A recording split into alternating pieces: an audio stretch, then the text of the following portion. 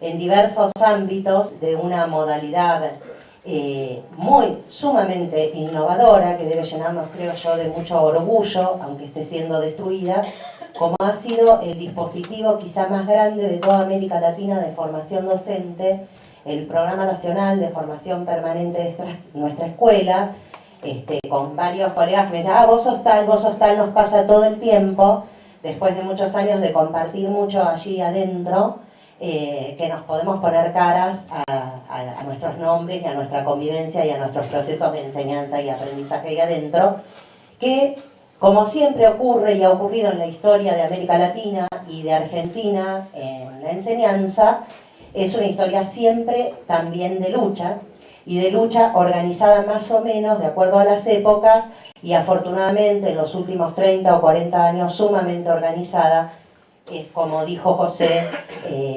quizá una de las vanguardias más interesantes.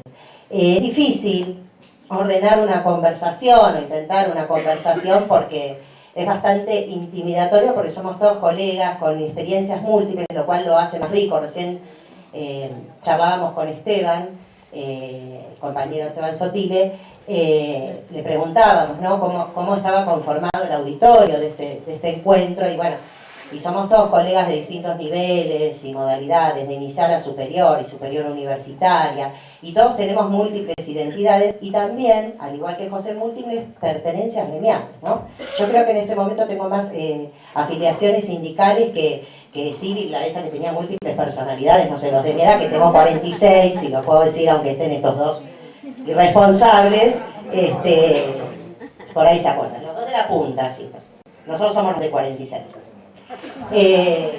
Pero bueno, pensaba mientras los escuchaba, y ahora voy a lo que había pensado, que este escenario en el que estamos hoy, que nos encontramos, que es un escenario que es el resultado de la lucha de muchos compañeros y compañeras, muchos de ellos que ya no están, es decir, estamos en la sede de uno de los sindicatos más grandes de la ciudad de Buenos Aires, más importante, que ha sido referente recientemente, es, ¿no?, uno de los principales organizadores y sostenedores de la escuela itinerante. Y cuando digo sostenedor, digo poner el cuerpo literalmente, no es una metáfora, ¿no? Había que estar ahí todo el día, con frío, con lluvia, con hambre, con palos, con represión, no solo el día de la represión más conocida, sino que hubo otros días donde hubo actos de intimidación permanentes, sistemáticos y continuos, y además sosteniendo la organización en un dispositivo complejo como es un país federal, donde todos queríamos estar ahí de alguna manera acompañando, y muchas veces hacíamos lío en esa intención de acompañar, ¿no? Muchos de ustedes habrán tenido que hacer milagros y maravillas con las agendas. Como muchos compañeros, todos somos parte de la CETERA a nivel nacional, como sindicatos de base. En mi caso, yo soy de provincia de Buenos Aires y además estoy en ADUL, que es el sindicato de los docentes de la Universidad Nacional de La Plata, y estoy en ATE, porque también soy empleada trabajadora de la provincia de Buenos Aires. Pero este escenario de que estemos acá en un dispositivo de formación docente, sindical, es el resultado de un larguísimo proceso, ¿no? Que yo pensaba recién conversando con los compañeros cuando nos encontramos, es un proceso que empieza en la década del 70. Quienes estuvieron el día que fue Hugo Yasky, Adriana, estaba Miguel Dualde y Sonia Leso en la escuela itinerante, que contaron cómo fue el dispositivo de creación de la CETERA. Usted mismo tiene una larga historia, lo mismo que SUTEBA. Fueron dispositivos de resistencia ante la emergencia de esos modelos represivos de las dictaduras en América Latina en general, en la Argentina en particular, donde los sindicatos hicieron una tarea que le hubiese correspondido históricamente al Estado, ¿no es cierto?, al Estado Nacional y a los Estados provinciales, de formación, de actualización, de capacitación, y que recién se tomó como bandera, creo yo, en los últimos, por lo menos en el siglo XX y XXI, en los últimos años del gobierno kirchnerista, con lo que fue, por ejemplo, la experiencia del Programa Nacional Permanente en nuestra escuela, y muchas otras experiencias no tan, quizá, con ese impacto tan grande. Esa lucha empezó también Cuando recién José hablaba de escenarios de represión en la Plaza de los Dos Congresos, yo me acordé de algo que no apareció en los medios. Apareció tergiversado, porque la tergiversación es de hace mucho tiempo, cuando en 2008, cuando comienza la discusión por la 125, quienes la conocieron a Mari Sánchez no me van a poder desmentir, apareció Mari, así, en el Congreso donde yo trabajaba con Adriana, y dice, vamos todos a la plaza, nena, vení. Había que decirle que no a Mari, ¿eh? A los 5 minutos estábamos todos ahí. Y bueno, Mari fue, por ejemplo, yo no me olvido más, en ese momento fue agredida por un periodista de TN, la enredaron en un cable, la hicieron caer. Y yo estaba en esa plaza a la noche, eran las 11 y pico, 12 de la noche, y me llamaba mi marido, mi hijo, llorando, que era chico en ese momento, ahora no le importa mucho, para preguntarme, ¿pero están bien? Porque hacía 6 horas que lo único que estaban viendo era el cachetazo de Delía, ¿se acuerdan? Bueno, y era la única imagen, la única comunicación de lo que estaba ocurriendo, ¿sí? Digo, lo recupero como una imagen de un episodio, no de represión de las fuerzas de seguridad, pero sí, en ese caso, de un dispositivo mediático, del poder mediático en ese momento cuando nosotros éramos gobierno. Pensando en que este escenario de hoy es posible porque hubo una lucha de la carpa blanca, que pensamos, creo que todos y todas los que estamos acá, incluso los que son muy jóvenes, como José y Ludmila y otros más que lo leyeron en algún lado, se lo contaron. Acá el compañero que también estaba ese día en la escuela itinerante, digo que empezó en la Marcha Blanca, esa lucha, es la que hizo posible una organización sistemática y sostenida de resistencia a los embates de, esta sería el tercer gobierno neoliberal, podríamos decir, ¿no? Pero miren, yo les quiero leer una cosita y después otra, porque bueno, me sale la profe, ¿no? Voy a hacerles una pequeña trampa. No voy a decir el año, muchos lo conocen este texto y seguramente se van a dar cuenta rápidamente, pero hay un reclamo, una huelga, donde los docentes reclamaban, a ver, ¿qué reclamaban? Salarios, reclamaban alimentación de los pibes, porque a los pibes no les alcanzaba la vianda, y ¿qué más reclamaban? Edificios en condiciones.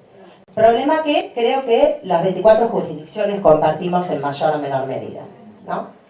Y la ciudad de Buenos Aires no debería tener ese problema, porque es el distrito con mayor ingreso por habitante, porque es el distrito más rico de la Argentina, porque tenemos una histórica e injusta distribución, si se quiere, de los impuestos. La discusión fundante de la Argentina, hoy reactualizada, que fue la discusión de la 125, a ver quién se queda con la plata de la aduana.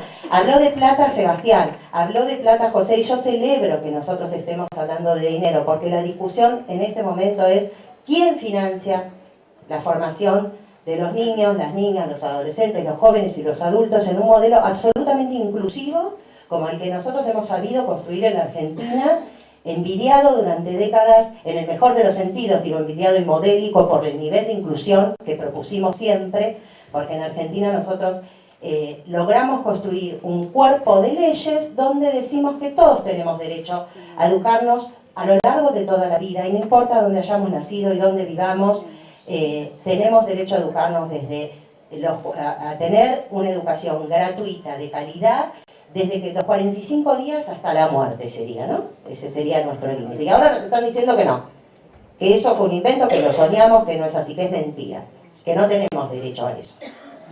Eso es lo que está discutiéndose. Lo que está discutiéndose es cuánta plata, quién pone la plata, primero, de dónde sale, y cuánta plata va a ir a todo el sistema educativo. Los salarios son una parte, los edificios son otra parte. El gobierno y la administración del sistema educativo se viene discutiendo desde el siglo XIX en toda América Latina. Lo discutió Simón Rodríguez y fracasó, digamos, su proyecto, pero quedó la huella. Lo discutió Martí, lo discutió Gesualdo Sosa, lo discutió Paulo Freire. Nosotros lo venimos discutiendo, lo discutieron los actores y protagonistas de los distintos proyectos alternativos o críticos de las pedagogías vinculadas a la teología de la liberación o al movimiento tercermundista, etc. Y nosotros lo discutimos, afortunadamente lo discutieron en Brasil. En Chile hay una fuerte discusión del movimiento estudiantil para lograr los estándares que nosotros consideramos el piso, ¿no? Nosotros lo consideramos el piso. Tener educación superior universitaria gratuita. Creamos universidades en la Argentina en la última década, cuando el resto de América Latina no ha podido lograr todavía la gratuidad, que es un logro del peronismo, del primer peronismo, la gratuidad universitaria, y América Latina, en este momento hay una discusión sobre eso. En México la discusión educativa cuesta vidas. Hay un genocidio en México que en parte se da a partir de la discusión educativa. Entonces, ¿cómo no vamos a estar discutiendo plata? Ustedes saben, lo dijo Sebastián además, que cuando discutimos producción de contenidos educativos, cuando discutimos redes, cuando discutimos comunicación, también estamos hablando de plata. Hay 5 o 6 negocios ultramillonarios, no sé cuál es la palabra, en el mundo, que son la trata de personas, ¿no? Las armas, la guerra. Bueno, miren Trump ayer saliendo del Club de París justamente por un tema de dinero, para seguir ganando mucho dinero. Estados Unidos no puede hacer acuerdos con el resto del mundo. Él dice, a mí me votaron en Tennessee, dijo, no sé a qué estado se refirió, no en París. O sea, no somos parte del mundo, ¿no? Nosotros pensamos regionalmente, continentalmente, al revés de como pensamos nosotros. Nosotros pensamos en términos de patria grande. Y la educación es el cuarto, quinto en volumen de dinero del mundo. Cuando discutimos la ley de servicios de comunicación audiovisual, ley derogada de manera ilegal e inconstitucional por este gobierno, discutimos la educación. Cuando discutimos el matrimonio igualitario, discutimos la educación. Y todas esas discusiones fueron discusiones centrales, son discusiones centrales en nosotros. Todos ustedes lo viven en las aulas. Cuando discutimos cuáles son los espacios formativos o educativos, que refería Sebastián, que nosotros lo aprendimos con Jorge Huergo y lo aprendimos con Saúl Taborda, un gran pedagogo todavía poco reconocido que debiera ser de estudio obligatorio para todos nosotros, los que nos dedicamos a la educación. Saúl Taborda decía, todos los espacios son formativos, los gremios son espacios formativos, las redes sociales son formativas. Construir sentido en Twitter, miren si lo sabrá este gobierno que ocupó Taringa hace 10 años, mientras nosotros estábamos medio papando moscas, ¿no?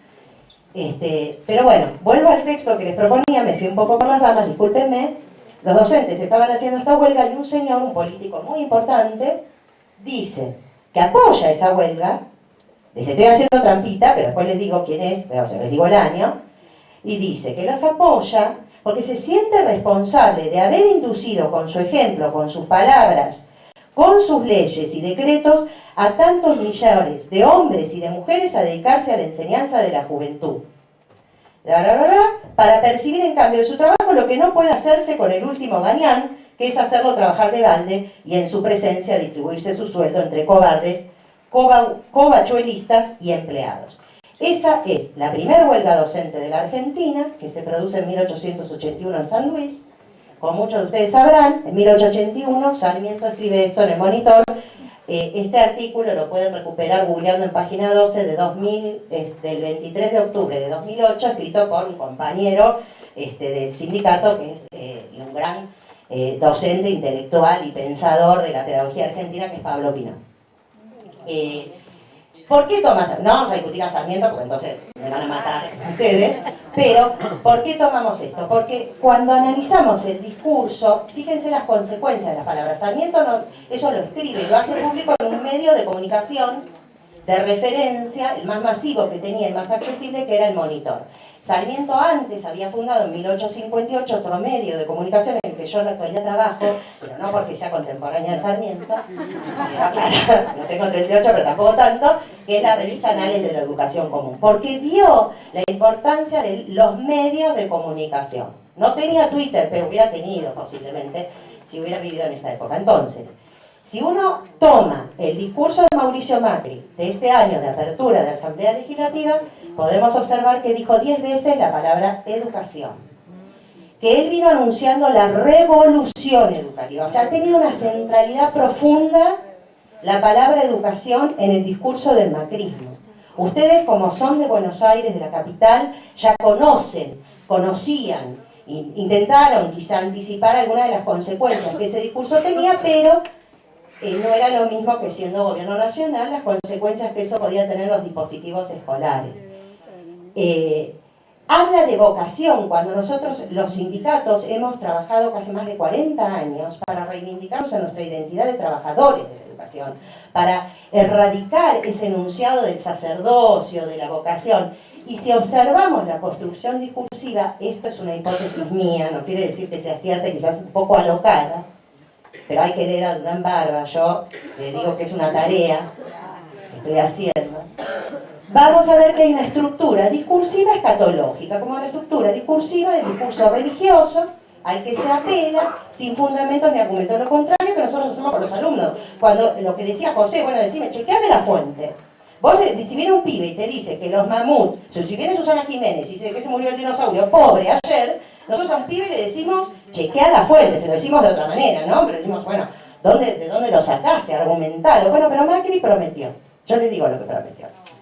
Dijo que el futuro, que la educación nos une, y ahí tenemos, ¿no? Medio país dividido por el conflicto docente. Que el desafío donde las oportunidades, los jóvenes van a encontrar el futuro y las oportunidades los van a encontrar a diario.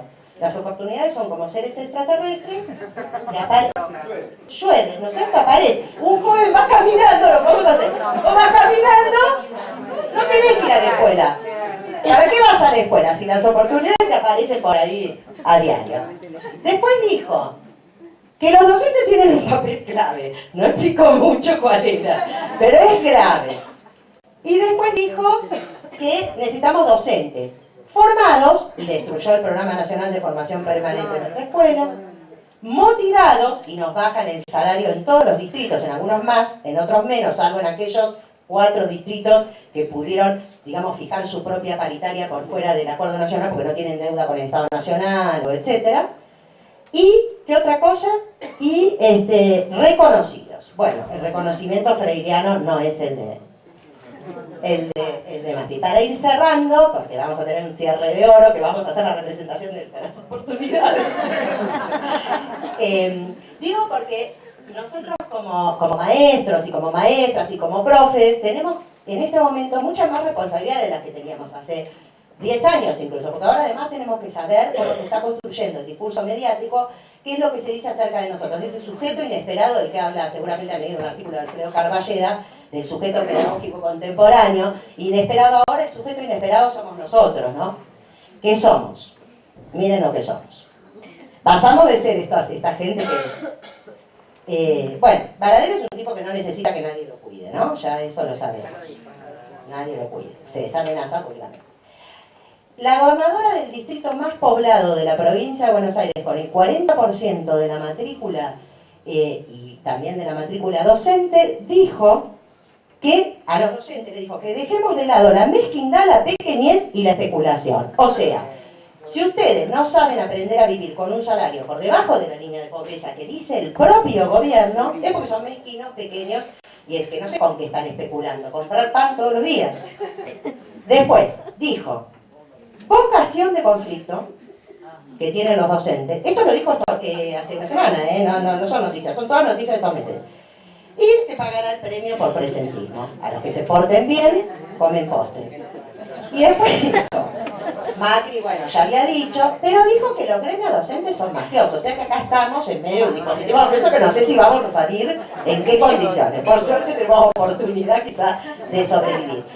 Nos reímos porque por suerte, afortunadamente, gracias a agencias como la Paco Urondo, al trabajo periodístico del profe Romero y otros dispositivos de resistencia, donde además hay un dispositivo de conservar cierto tono humorístico que representa una forma de supervivencia, a mi criterio. Ustedes nos acompañan mucho en el conflicto del PNPP y permanentemente eso hace que podamos encontrarnos, abrazarnos y acompañar la lucha con cierto humor, como hubo música, como hubo arte y como hubo dispositivos humorísticos y hay en la escuela itinerante, en los distintos territorios.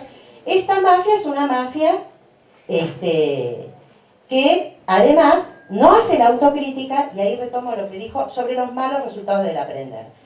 Lo señaló Sebastián, pero la responsabilidad de los malos resultados de los procesos de enseñanza-aprendizaje, incluso sin discutir el dispositivo de evaluación, que podemos discutir en otra instancia, recae sobre cada uno de los maestros y los profesores, ¿no? Aisladamente. El tipo es el responsable, vos sos el responsable que los chicos, la mitad de los chicos no aprendieron nada. de los que cayeron tuvieron la desgracia de caer en la escuela pública.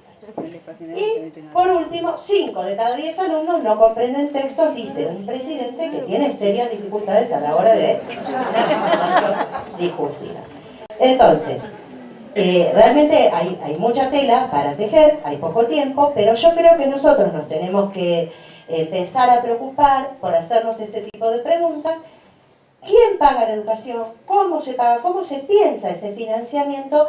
¿Y por qué los medios no hablan de eso? Los medios hablan del pelo de Baradel, pero no hablan de qué porcentaje de los ingresos de impuestos destina cada uno de los estados provinciales o el Estado Nacional a financiar la educación. Eso tendría que ser un tema de la tapa de los medios de todos los días. A ver, ¿cuánto de lo que yo pago de impuestos termina en las escuelas?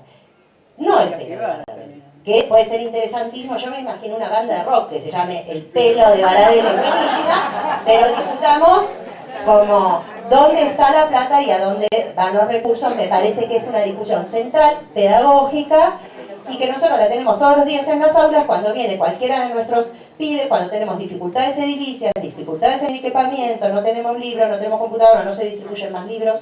Hay un 40% de crisis en la industria editorial argentina, que tiene que ver con justamente con la retirada del Estado en la producción de textos educativos, entre otras cuestiones con las cuales se está atacando la cultura también. Y eso es lo que tenemos que, me parece a mí, que sumarnos nosotros como actores políticos que somos, como somos educadores, en las aulas lo vemos todos los días, somos los que tenemos la información que no puede tener ningún periodista, con perdón de los periodistas, tan directa, porque nosotros estamos en contacto con la vida de cada una de las familias de nuestros estudiantes. Bueno, con eso